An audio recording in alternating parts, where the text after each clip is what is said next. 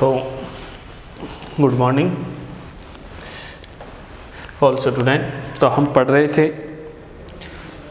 पिछले वाले वीडियो में हमने पढ़ा कि राजा राममोहन राय के विचार चल रहे थे। अब जो चल रहे थे वो धार्मिक विचारों के बारे में हम अध्ययन करेंगे। धार्मिक विचार कि राजा राममोहन राय के धर्म से संबंधित विचार क्या थे। तो पहला हमने पढ़ा था मूर्ति पूजा का विरोध। मूर्ति पूजा का विरोध कि पहला जो विचार हमने पढ़ा था वो पढ़ा था मूर्ति पूजा का विरोध कि राजा राममोहन राय ने मूर्ति पूजा का विरोध किस प्रकार से किया था। दूसरा बलि प्रथा का विरोध। दूसरा विचार क्या है राजा राममोहन राय का, तो कहोगे बलि प्रथा का विरोध। दूसरा धार्मिक जो विचार है वो है राजा राममोहन राय का बलि प्रथा का विरोध कि बलि है जो बलि प्रथा है, बलि प्रथा आपसे पूछ ले वह बलि प्रथा मानवता विरोधी है, मानवता विरोधी। राजा राममोहन राय क्या कहते हैं कि हम जिस प्रकार से अपने समाज में एक जो बलि प्रथा चली आ रही है, बलि की जो प्रथा है वह क्या है, मानवता विरोधी मानी गई है। समाज के लिए यह सही नहीं है कि हम बलि देते हैं, वो मानवता मनुष्य का विकास नहीं करने देती। कौन कहता है? राजा राममोहन राय कहता है। और यह कार्य कैसा है? मूर्खतापूर्ण कार्य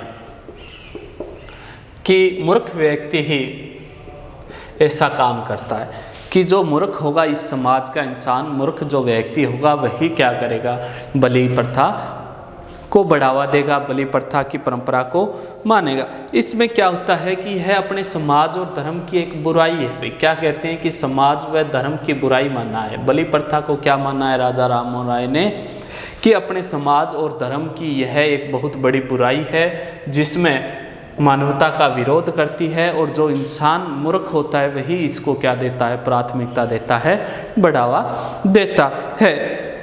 और इस प्रकार की प्रथा है वो समाप्त होनी चाहिए। ऐसी प्रथाएं बहुत चलती है भाई अपने समाज में, पहले भी चलती आ रही थी, वर्तमान में भी चलती है। लगभग सभी धर्मों में बलि जैसी प्रथाओं का आयोजन होता है। सभी तो नहीं कह सकते, लेकिन बलि प्रथाओं का जो आयोजन है, प्रथा है, वो चल रही है। जैसे अपने धर्म की बात करें, मुस्लिम धर्म में ईद वगैरह जो आते हैं उस दौरान एक शुभ माना जाता है, एक प्रथा उनकी है बलि प्रथा जो ईदगाह के तौर पे।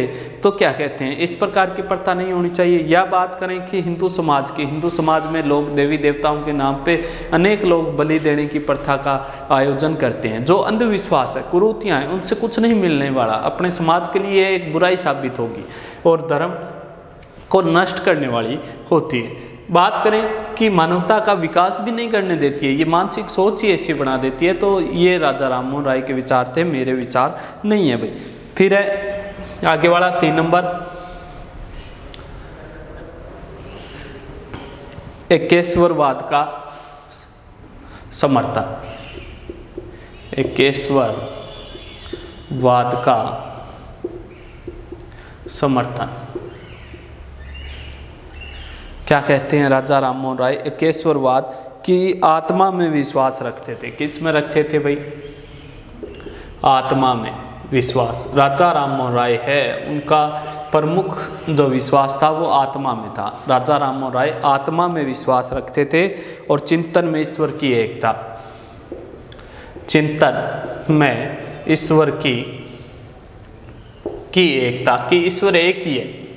क्या मानते थे कि आत्मा पे विश्वास रखते थे और साथ साथ में ये भी कहते थे कि ईश्वर कितने, ईश्वर एक ही है, एक ही उन्होंने बताया है और वो सभी जगह नजर आता है कि सभी जगह विद्यमान है, सभी जगह विद्यमान, कि ईश्वर एक ही होता है और वो सभी जगह विद्यमान रहता है।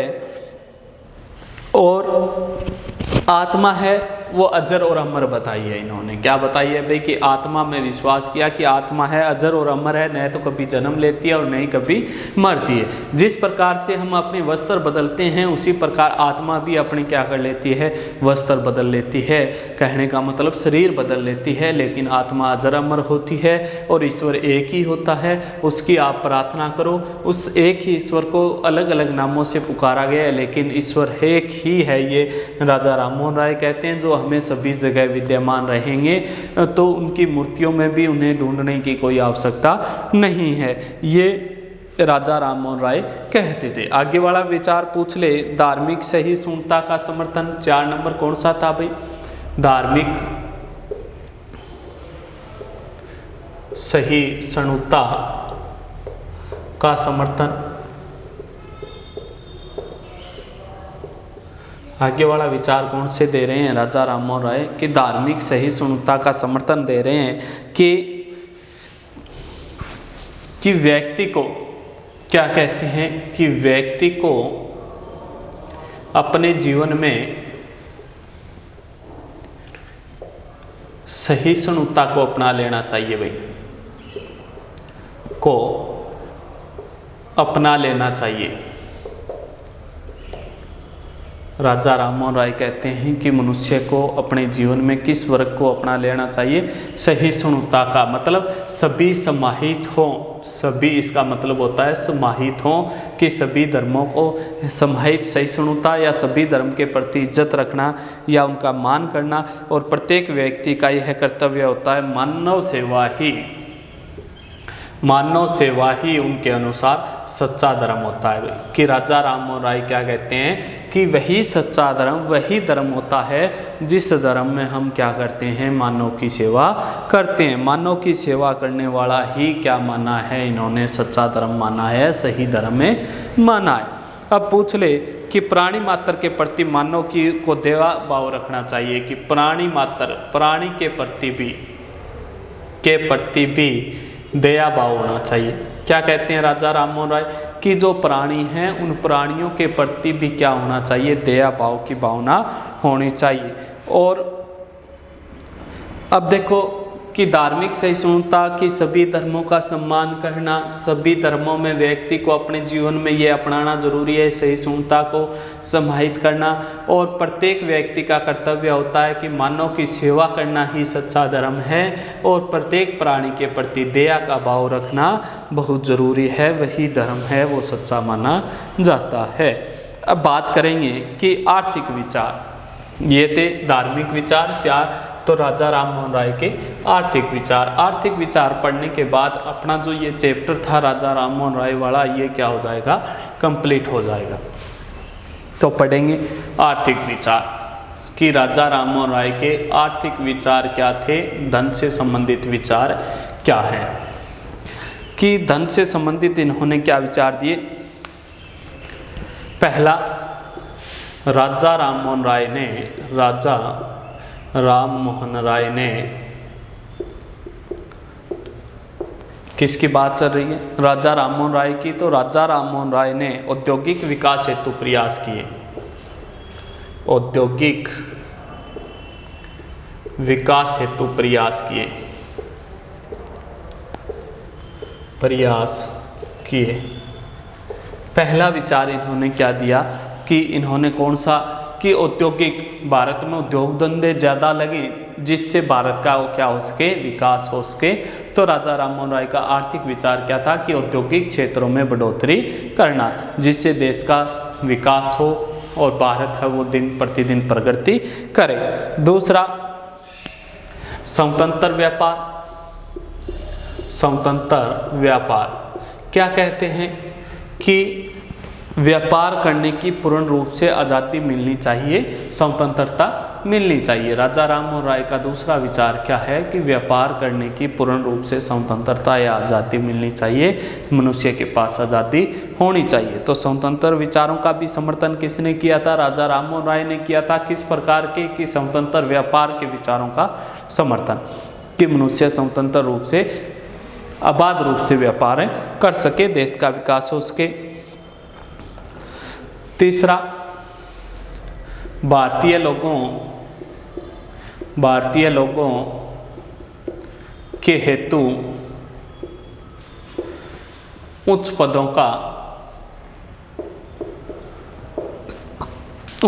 का समर्थन, कि अंग्रेजी या जो ब्रिटिश सत्ता है वहाँ पे ब्रिटिश सत्ता में जो उच्च पद होते हैं वो उच्च पदों को की बात करें वहाँ पे किसे मिलने चाहिए, भारतीय लोग हैं वो भी उच्च पदों पे विराजमान हो सके।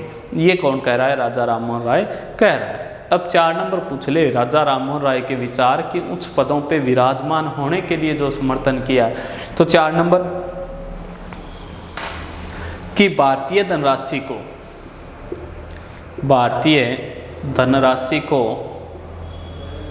को ब्रिटिश में जाने से रोकना चाहिए, ब्रिटिश में जाने से रोकना चाहिए। भाई भारतीय जो धनराशि है वो कहाँ चली जाएगी, कह रहे हैं कि ब्रिटेन में चली जाएगी। राजा राममोहन राय कहते हैं ब्रिटिश या ब्रिटेन में चले गई तो भारत के क्षेत्र हैं वो दिन प्रतिदिन गरीबी रेखा की ओर चले जाएंगे, भारत है वो पिछड़ जाएगा, और भारत का विकास है वो दिन प्रतिदिन जो विकास का स्तर है वो गिर जाएगा, और ब्रिटेन का विकास का स्तर है, भारतीय जो राशि वहाँ जाएगी तो उनका स्तर बढ़ जाएगा, भारत में बेरोजगारी भूखमरी जैसी स्थिति पैदा हो जाएगी। तो भारतीय जो धनराशि है वो भारत में ही रहनी चाहिए, न कि ब्रिटिश क्षेत्रों में जानी चाहिए। पूछ ले 5 नंबर कि सैनिक व सैन्य खर्चों पर रोक लगनी चाहिए, सैन्य खर्चों पर रोक। क्या कहते हैं राजा राममोहन राय कि सैनिक व सैनिक सेना पे और उनके लिए जो सैन्य खर्च करते हैं, उन्हें जो हथियार वगैरह ला के देते हैं उन पे ज़्यादा खर्च न करें। भाई खर्चों पर क्या लगनी चाहिए, रोक, क्योंकि उनके खर्चों पे रोक नहीं लगी तो कर्जा किस पे बढ़ेगा, भारतीय लोगों पर। तो मैं ऐसा, राजा राममोहन राय कहते हैं कि मैं ऐसा नहीं चाहता कि भारतीय लोगों पे कर्जा बढ़े, किसकी वजह से, ब्रिटिश की वजह से। 6 नंबर जो उनका आर्थिक विचार पूछ ले कि किसानों व मजदूरों की रक्षा हेतु अनेक प्रयास किए, कि राजा राममोहन राय ने किसानों की रक्षा हेतु और मजदूरों की रक्षा हेतु अनेक प्रयास किए थे, और जिनमें शोषित शासकों को पद से हटाने की मांग की थी। प्रयास में क्या था भी कि जो किसानों का और मजदूरों का शोषण करता है, शोषित शासकों को पद से हटा दिया जाए, शासकों को पद से हटाना, ताकि किसान हैं वो अत्याचार या किसानों पे ज़्यादा कर्ज का बोझ न बढ़े, मजदूरों का किसी भी प्रकार से शोषण न। 7 नंबर पूछ ले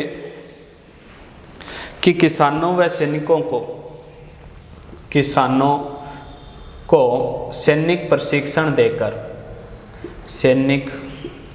प्रशिक्षण दिया जाना चाहिए, प्रशिक्षण देकर देश की सेवा करनी चाहिए, देकर देश की सेवा करनी चाहिए